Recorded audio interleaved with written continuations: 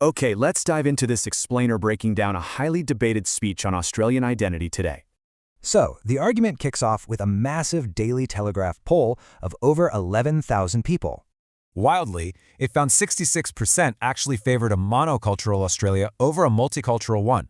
To back this up, the speech points to heavy hitters like former Prime Minister John Howard. It also brings up former UK Prime Minister David Cameron, who outright claimed state multiculturalism had failed. And yep, even German Chancellor Angela Merkel echoed that exact same sentiment about her own country. Plus, they cite historian Geoffrey Blaney, arguing multiculturalism prioritizes minority rights way over the majorities. But here's the twist.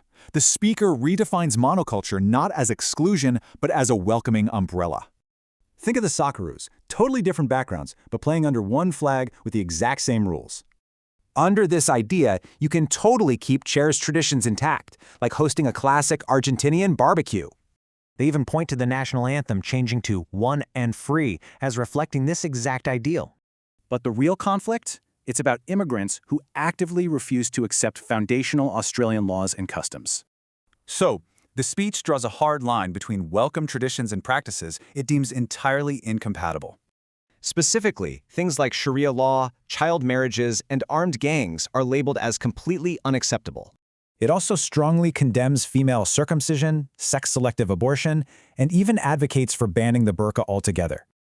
Right, so if those are out, what actually defines this proposed Australian monoculture? Let's take a look. It boils down to race-blind democratic values, a fair go, tolerance, and the rule of law. Oh, and classic cultural traits too, like irreverence and larrikinism. Think Paul Hogan-style energy.